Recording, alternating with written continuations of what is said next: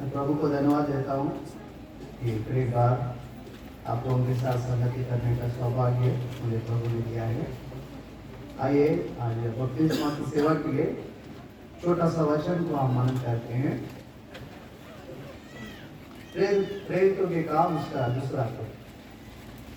प्रेरितों के काम उसका दूसरा अध्याय।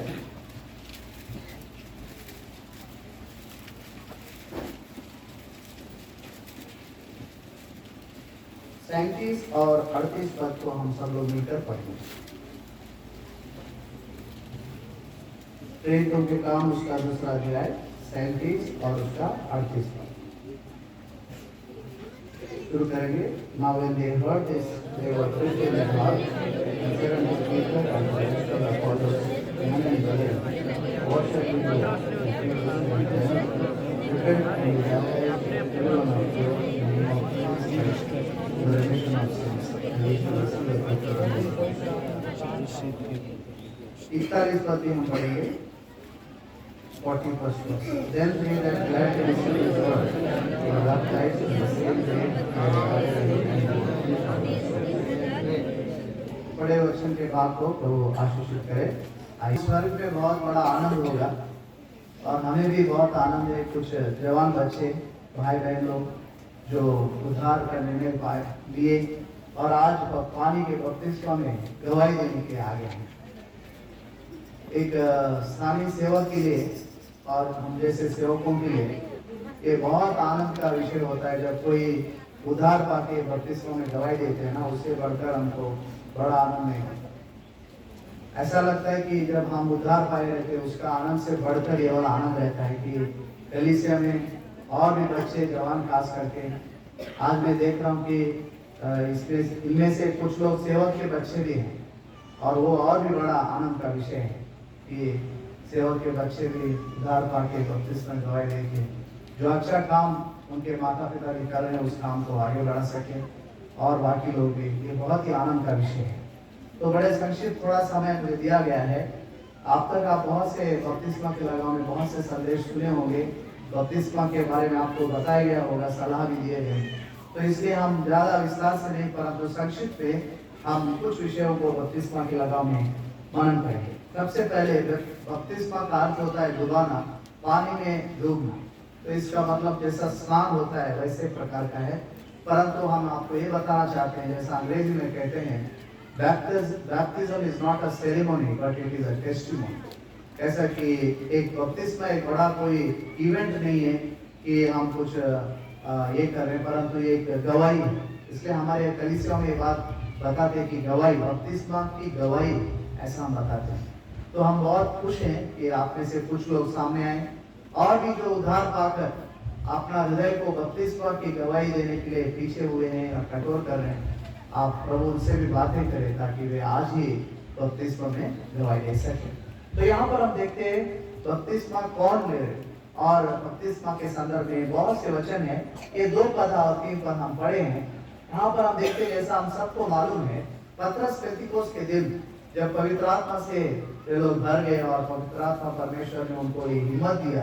पहली बार ऐसा हुआ है इतिहास में कलीसिया में, और खास करके ये जो प्रेरित लोग थे उनमें से एक जन को प्रभु ने चुना। अभी गीत गा रहे थे तो चुना उस दिन क्या देने के लिए, सुसमाचार का संदेश देने के लिए। जब उठकर खड़ा हुआ, बहुत बड़ा संदेश था वो, हम नहीं जानते कितने घंटों का संदेश था, परंतु जब आखिरी में उसने एक बात बताया, उस बात उनका हृदय में वो छेद रहा है। वो बात तो मैं आपके सामने रखना चाहता हूँ। जो 37 पर थोड़ा हिंदी में पढ़ दीजिएगा, कोई माइक में पढ़ दीजिए। प्रेरितों के काम 2 अध्याय उसका 37 पर। तब सुनने वालों के हृदय छिद गए। बस तब सुनने वालों के हृदय छिद गए। किस विषय से छिद गए आप बताइए। और वे बस थोड़ा रुकेंगे।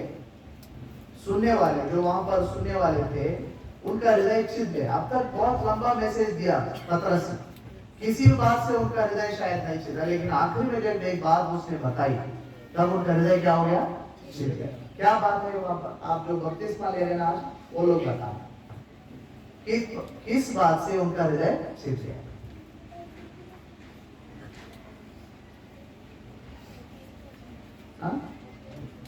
अच्छा क्या लिखा है? 37 में है, आप इस बात को 36 में पढ़ सकते हैं। 36 लास्ट पोर्शन है, पढ़िए। Therefore, let the house of Israel know assuredly that God hath made that same Jesus whom they have crucified before all Israel. हाँ, ये बात उनको क्या अब तक कैसा क्या सोच रहे थे? हमें से कई लोग ऐसे सोचते थे, प्रभु यीशु मसीह को क्रूस पर कौन चढ़ाया? रोमी सैनिकों ने चढ़ाया। उन दिनों के यहूदी लोगों ने चढ़ाया, ऐसा हम सोचते हैं। लेकिन वे लोग भी शायद ऐसे ही सोचते थे। लेकिन जब पतरस ने कहा तुम ही लोगों ने प्रभु यीशु मसीह को क्रूस पर चढ़ाया, उनका हृदय क्या हो गया? अरे अब तक हम क्या सोचते थे? ये तो सच्चाई अलग ही है। तो हम लोग प्रभु यीशु मसीह को क्रूस पर चढ़ाए क्या? हमारे पाप, हाँ जी हाँ, हमारे पाप ही प्रभु यीशु मसीह को क्रूस पर चढ़ाए। ऐसा बार बार सुसमाचार में बताया जाता है कि हमारे इन हाथों के किए हुए पापों के लिए प्रभु यीशु मसीह के हाथों में कीड़े ठोकेंगे। हमारे इस दुष्ट बुरा हृदय, जो धोखा देने वाला हृदय से किए हुए पापों के लिए प्रभु यीशु मसीह के बाजू में क्या किया गया? भाले से छेदा गया। उत्तर ने हमारे दुष्ट विचार, पाप से भरा हुआ विचारों के लिए प्रभु यीशु मसीह के सिर के ऊपर कांटों का मुकुट पहना। उत्तर ने हमारे पाँव के द्वारा किए हुए पापों के लिए उसके पाँव में कीड़े टोके लेकर के हमको सुसमाचार में बताया जाता है। उतना ही नहीं, हमारे देह के द्वारा हमने किए हुए हर एक काम के लिए प्रभु यीशु मसीह का देह, जो पीठ सब वो घावों से भरा हुआ था। ये संदेश जब पतरस ने उनको दिया, उनका हृदय यहाँ पर बैठे हुए जो आज बपतिस्मा ले रहे हैं, मैं आपसे एक सवाल करना चाहता हूँ, क्या आपका हृदय छिद गया? बपतिस्मा वो लोग, बपतिस्मा के लिए गवाही देने के लिए वो लोग आना चाहिए, कभी उनके जिनका हृदय कभी छिद गया।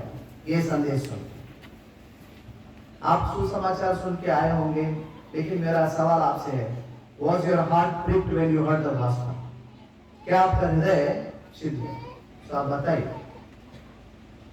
या किसी ने बताया तो हम बपतिस्मा ले रहे, किसी के दबाव में आकर, या माता पिता जी को खुश करने के लिए, कई बार सेवक लोगों को खुश करने के लिए, आपके संडे स्कूल टीचर्स को खुश करने के लिए आए हैं, या कभी आपका हृदय छिद गया? बताइए। आप बाद में सवाल पूछेंगे तब हाँ बोलना वो है, ये भी एक सवाल आपसे हम पूछ रहे हैं, आप जोर से बताइए।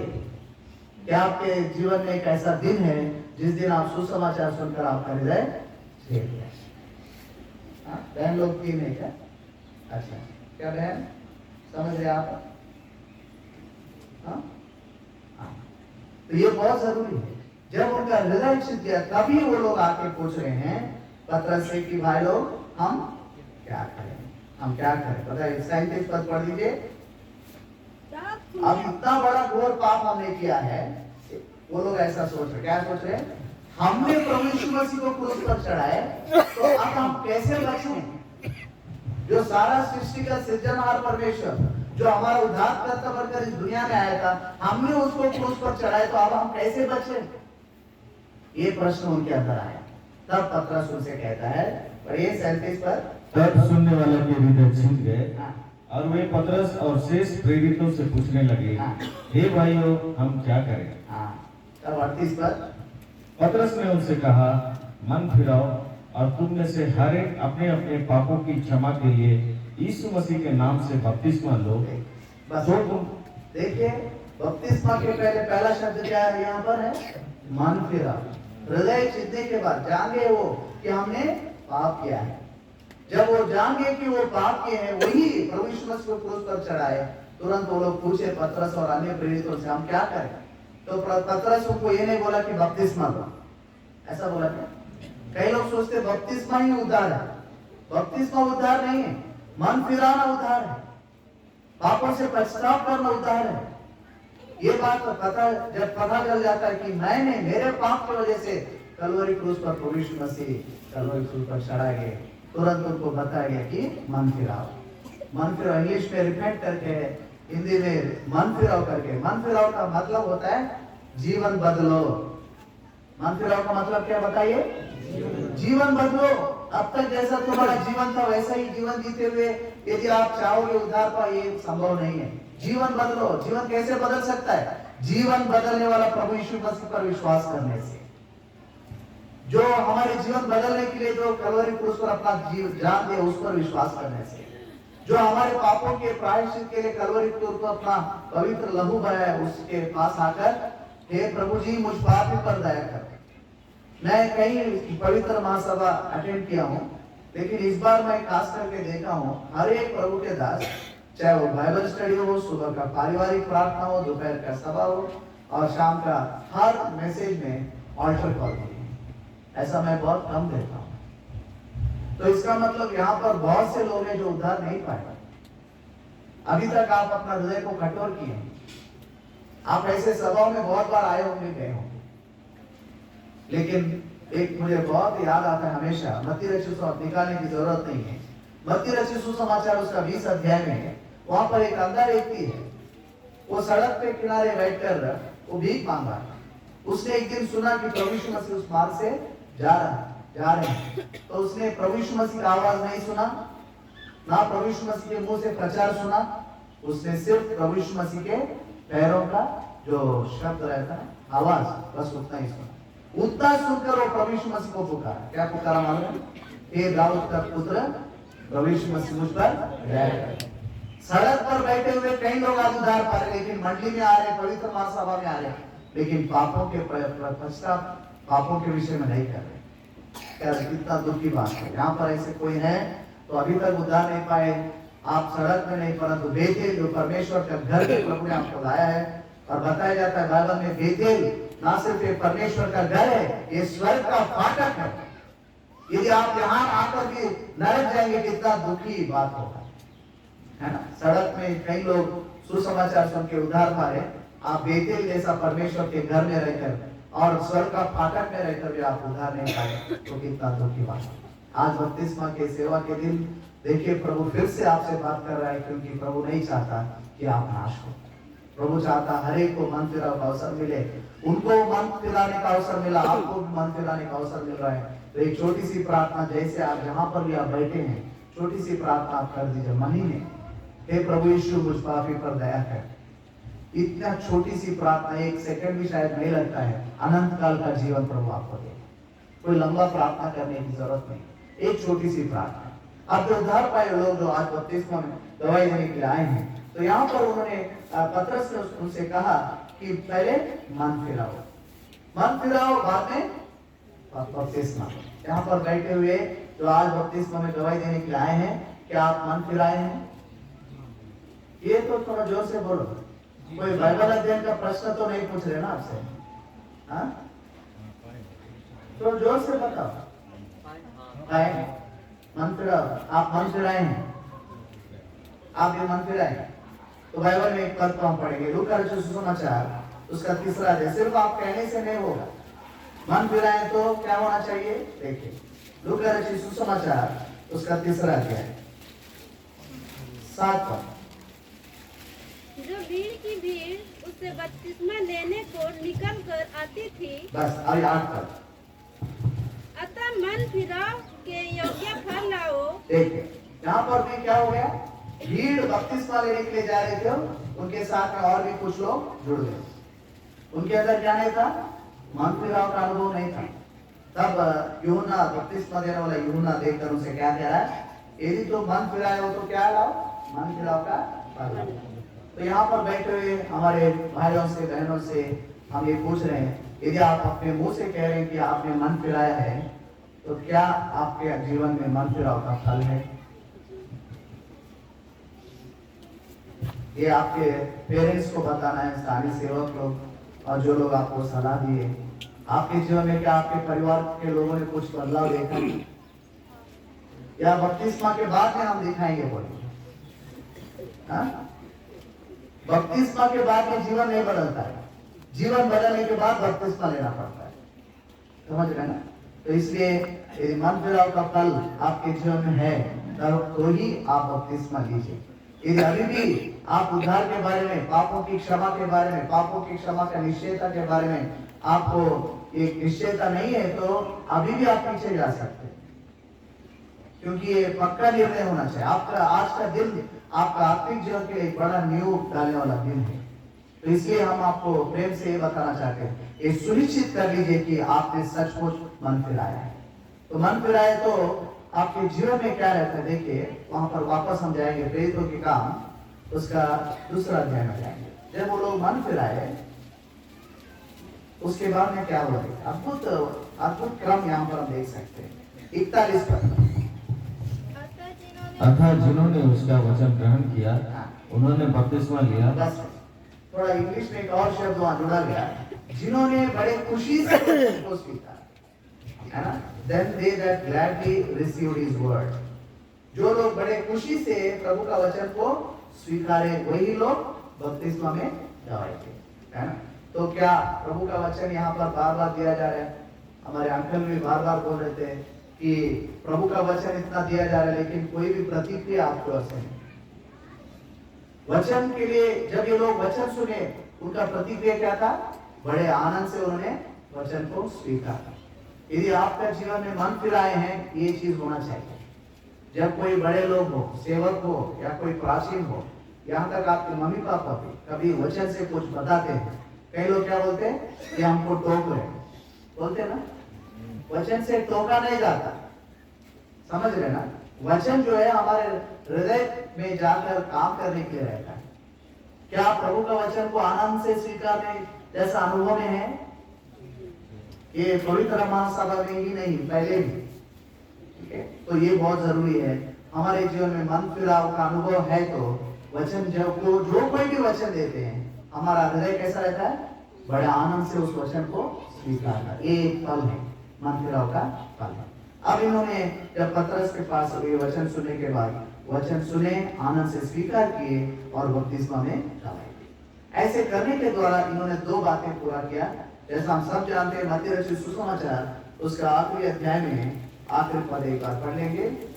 इन्होंने वचन सुन के पवित्र आत्मा परमेश्वर जब उनको पापों के विषय में घायल किया, फिर पश्चाताप किए, पापों से मन फिराए, प्रभु का वचन को आनंद से स्वीकारे, उसके बाद में बपतिस्मा में गवाई। ऐसे करने से उन्होंने दो प्रभु का काम पूरा किया। उस पद को हम बस पढ़ के आगे बढ़ेंगे। मत्ती रचित सुसमाचार 28 अध्याय और 19 पद। इसलिए तुम जाओ, सब जातियों के लोगों को चेला बनाओ और उन्हें पिता और पुत्र और पवित्र आत्मा के नाम से बपतिस्मा दो। बस ये प्रभु यीशु मसीह अपने चेलों को क्या दे रहे? आज्ञा दे रहे। क्या करके? तुम पृथ्वी के हर एक कोने में जाओ और सुसमाचार प्रचार करो और जो विश्वास करते हैं उनको पिता पुत्र पवित्र आत्मा के नाम से बपतिस्मा दो। तो आप लोग आज बहुत खुशी का दिन इसलिए है, आप में से इतने लोगों में से आप लोग उधर नहीं पाए लोगों में से आप लोग कुछ लोग क्या कर रहे हैं? आज प्रभु का आज्ञा को मान रहे हैं। इससे बड़ा आनंद का विषय पिता के लिए और कुछ नहीं हो सकता।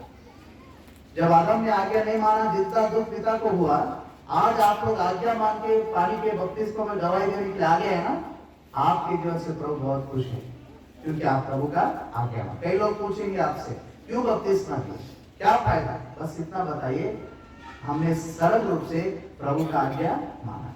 एक बात। दूसरा, मत्ती रचित सुसमाचार उसका 3रा अध्याय। आज आप क्या कर रहे हैं? मत्ती रचित सुसमाचार 3रा अध्याय 14 और 15 पद।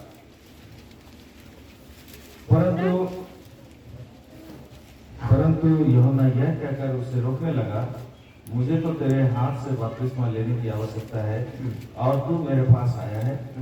इसलिए उसको यह उत्तर दिया, अब तो ऐसा ही होने दे, क्योंकि हमें इसी रीति से सब धार्मिकता को पूरा करना उचित है। तब उसने उसकी बात मान ली। कितना अद्भुत बात है।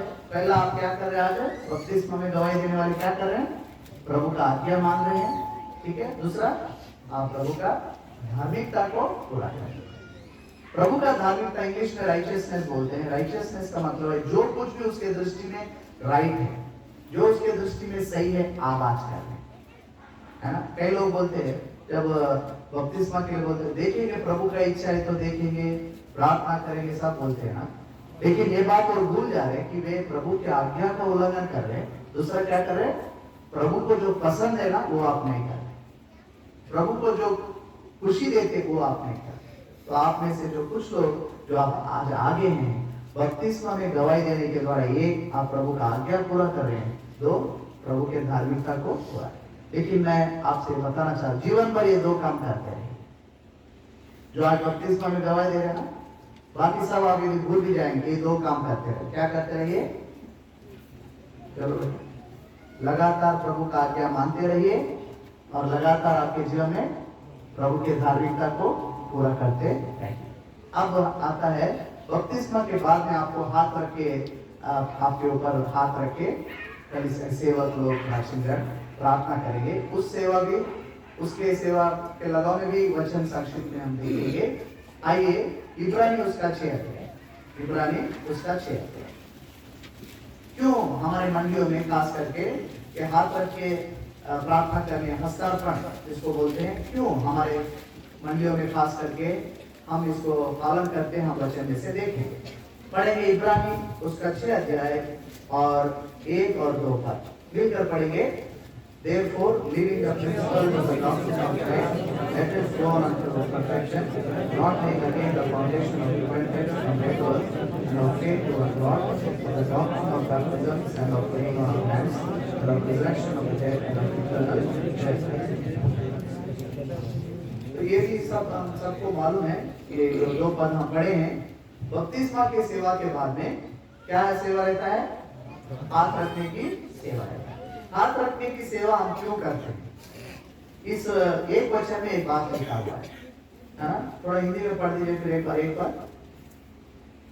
इसलिए आओ मसीह की शिक्षा की आरंभ की बातों को छोड़कर हम सिद्धता की ओर आगे बढ़ते जाएं। थोड़ा रुकेंगे। सिद्धता की ओर आगे बढ़ते जाने का एक प्रक्रिया में से ये भी एक प्रक्रिया है। उद्धार पाने के बाद कई लोग रुक जाते हैं। हमको रुकने के लिए, बैठने के लिए प्रभु ने हमें उद्धार नहीं दिया है। बपतिस्मा की सेवा होने के बाद भी आपके जीवन में एक क्या लक्ष्य होना चाहिए? मैं सिद्धता की ओर आगे बढ़ते जाऊं। इसलिए आत्मिक नियम है। उनमें से दूसरा, पहला बपतिस्मा, मतलब आज जो सेवा हो रही है उसके बाद में हाथ रखने की सेवा। हाथ रखने की सेवा के द्वारा आप लोगों को क्या मिलेगा? सिद्धता की ओर आगे बढ़ने के लिए ये संभव होगा। और ये सिद्धता कहाँ है? इस सिद्ध होने के लिए प्रभु का प्रबंध क्या है? कलीसिया है। इफिसियों की पत्री 4 अध्याय उसका 11 पद और 16 पद पढ़ लीजिए। इफिसियों की पत्री 4 अध्याय उसका 11 पद और 11-12 पढ़ दीजिए। उसके बाद में 16 पद।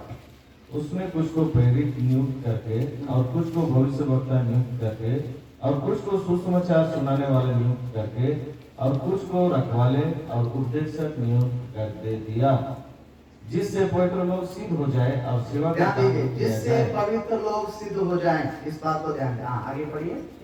और सेवा का काम किया जाए और मसीह की देह उन्नति पाए। अब 16 पद।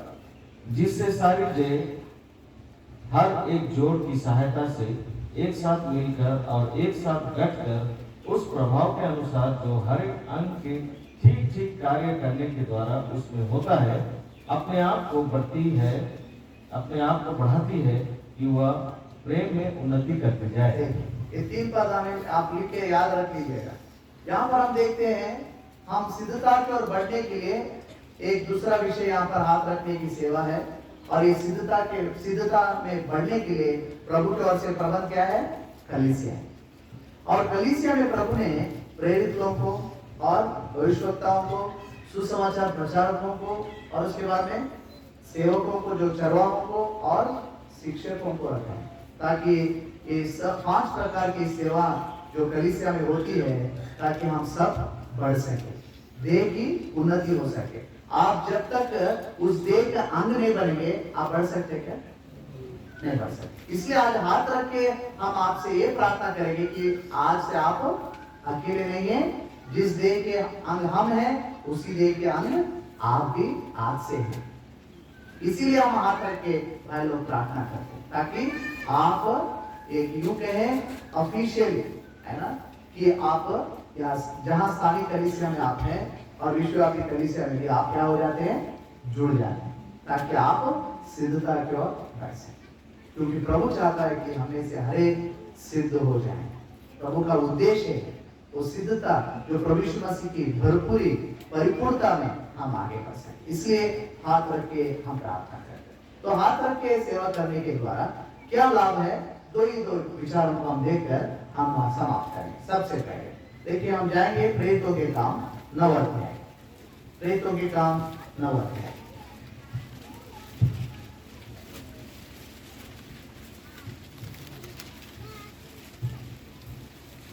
सत्रह पद पढ़ कीजिए। क्योंकि पवित्र शास्त्र में विराम से कहा गया, नहीं, प्रेरितों के काम 9 अध्याय 17 पद। तब हनन्याह उठकर उस पर में गया हाँ। और उस पर अपना हाथ रखकर कहा, हाँ। हे भाई साउल, प्रभु बस है, यहाँ थोड़ा रुकेंगे। यहाँ पर हम देखते हैं अननिया जो प्रभु का दास, किसके पौल जो अभी सौल था उसके ऊपर हाथ रख के क्या बोल रहा है, भाई सौल।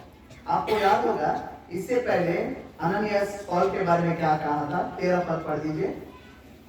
हनन्याह ने उत्तर दिया, हे प्रभु, मैंने इस मनुष्य के विषय में बस सौल को क्या करके संबोधित कर रहा है, इस मनुष्य। अचानक क्या हो गया 4 पदों के, अननियास का जीवन बदल गया क्या, या सौल का जीवन बदल गया? देखिए, कई बार ये हाथ रखने की सेवा इस पद को इसलिए पढ़ रहे हैं, कई लोग उद्धार पाने के बाद बपतिस्मा में गवाही देने के बाद भी कई लोग नाम से बुलाते, कुछ लोग गलत है, बड़े लोग ऐसा प्रेम से बुलाते, लेकिन वचन के अनुसार इसलिए भाई भगत सिंह उन्होंने यही सिखाया, बोलते कि हर एक चाहे छोटे हो बड़े हो, भाई या बहन करके बुला,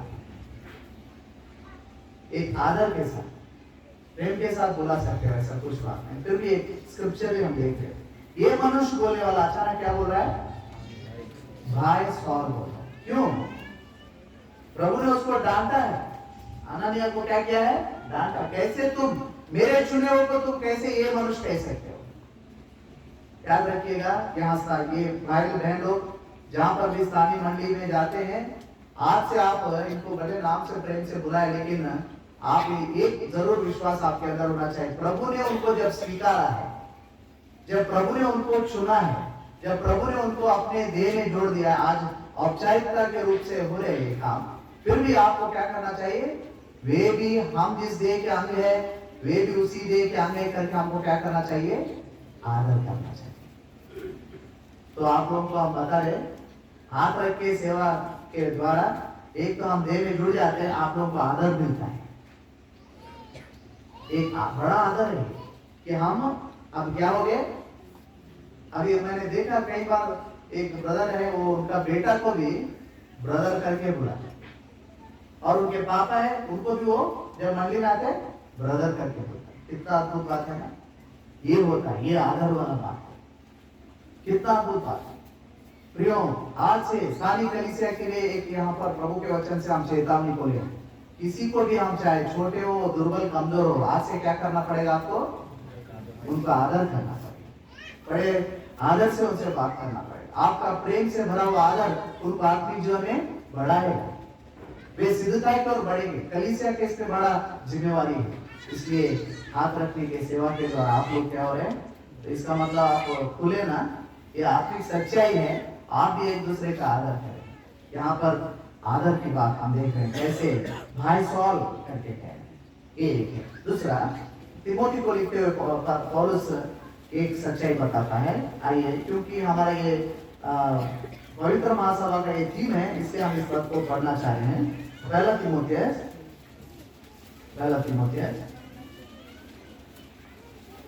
माफ कीजिएगा, दूसरा तिमोथियस 1 अध्याय और 6 पद कोई पढ़ दीजिए, जो बपतिस्मा ले रहे वो लोग पढ़िए, कोई एक जन ऊंचे आवाज से।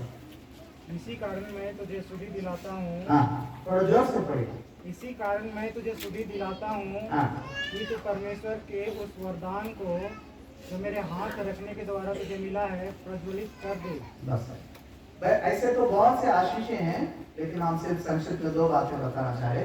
यहाँ पर एक जिम्मेवारी है, पहला हमने आदर की बात बताई ना, प्रिविलेज, और ये क्या है, रेस्पॉन्सिबिलिटी। प्रभु आपको उद्धार देने के बाद, बपतिस्मा में गवाही देने के बाद, भाई लोग कलीसिया आपके ऊपर हाथ रख के प्रार्थना करने के द्वारा आप सबको क्या मिलता है, हर एक को मिनिमम एक आत्मा का वरदान मिलता है। तो आज जैसे ही हाथ रखने की सेवा पूरी होती है, आप ये प्रार्थना शुरू कर देना चाहिए। क्या प्रार्थना? प्रभु जी मेरे लिए आपने कौन सा आत्मिक वरदान रखे हैं, दिए हैं।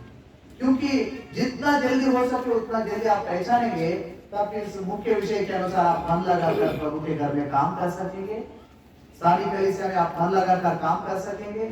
जैसे अंकल उस दिन बताए, लोकल और बाद में ग्लोबल, नेशनल एंड ग्लोबल, कितना बड़ा जिम्मेवारी है। आप में से कितने लोग ये लूरू गुमला, ये झारखंड ही नहीं, पूरे देश भर, उसके बाद में विश्व में कहीं पर भी जैसे मिशनरीज लोग हमारे देश में आए हैं, हो सके तो यहाँ से इनमें से कुछ लोग मिशनरीज बनकर दूसरे देश में जा सकते। उसके लिए क्या करना पड़ेगा आपको? आपका वरदान क्या है, आज से ही प्रभु से मांगना पड़ेगा। यदि एक वरदान में आप विश्वास में रहेंगे, हो सकता है प्रभु और भी वरदानों को जोड़ते जाएंगे। जैसा काम का जरूरत है, प्रभु ऐसे आपसे काम लेना चाहेगा। आज जो बाइबल स्टडी का मैसेज में भी बड़ा स्पष्ट रूप से प्रभु ने बात किया कि आज आप लोग भी प्रार्थना कीजिए, प्रभु जी मेरे लिए जो वरदान है उसको आप प्राप्त कीजिए। आखिर में मैं एक बात आपको बताना चाहता हूँ, जो मेरा अनुभव इसलिए, आज जो आपको बपतिस्मा में दवाई देने के बाद जो प्रतिज्ञा देते ना, उसको जीवन भर याद रखिए कि वही प्रतिज्ञा आपका जीवन के लिए प्रभु का उद्देश्य बन जाएगा। जो बपतिस्मा का प्रॉमिस रहता है ना, प्रतिज्ञा, वही आपका जीवन में प्रभु का उद्देश्य है। इसी उद्देश्य से मैं सेवा में आया। मेरा भी बपतिस्मा का प्रतिज्ञा यही प्रेरितों के काम 9 अध्याय 15 पद था, is a chosen vessel uncle. इसके कारण मैं बाद में सेवा में आने के लिए प्रभु ने सहायता किया। तो प्रभु इन विचारों को हम सबके लिए आशीषित करें। और आप में से जो आज गवाही दे रहे हैं, आप ना सिर्फ प्रभु के आगे आज, ना सिर्फ प्रभु के धार्मिकता को पूरा आज करें, परंतु जीवन भर प्रभु के आज्ञा का पालन करते हुए, प्रभु के धार्मिकता को पूरा करते हुए, प्रभु के वरदान को जो प्रभु देने वाला है आपको, उसको पहचान कर, तो इफिसियों की पत्री 4:16 के अनुसार देह की बढ़ोतरी के लिए, कलीसिया की उन्नति के लिए आप सब मन लगाकर प्रभु का काम में उपयोग में आए। यही हमारी लालसा, प्रार्थना प्रभु भी चाहता है। प्रभु इस वचन को आशीर्वाद।